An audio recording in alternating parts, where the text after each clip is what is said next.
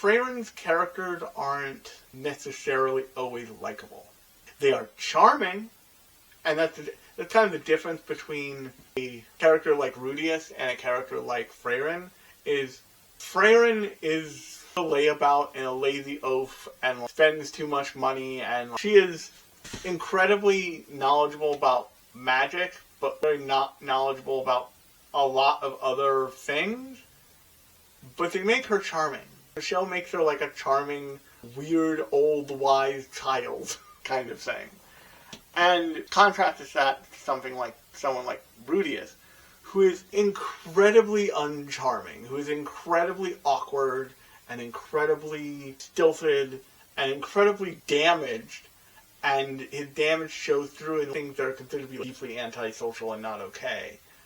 But what they're doing with both characters is different but intentional. So in the case of Rudeus, you're not supposed... Everybody always says you're not supposed to like Rudeus, but I don't even think liking Rudeus or hating him is the point. I think the point is that property is displaying a character who never stood a chance of being normal past the age of 13, or whenever in his previous life he got iced out and became a hikikomori.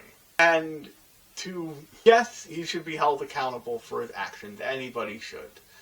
But the way he comes to them is much less intentional than even he would probably be willing to admit. A lot of his grossness, a lot of his weirdness, a lot of his just like worst parts of otaku-ness come from a place of aloneness and exclusion and bullying and looking for anything to latch onto and oftentimes picking the wrong thing.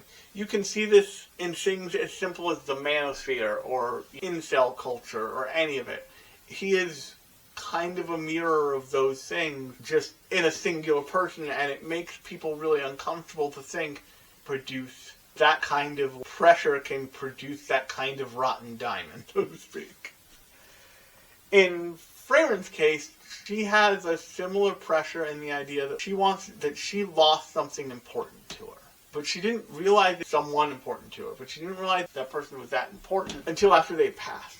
And then it hits her that she doesn't understand what she thought she understood. She needs to make a course correction. And a lot of this journey is her making that course correction. And her retracing her steps to remember.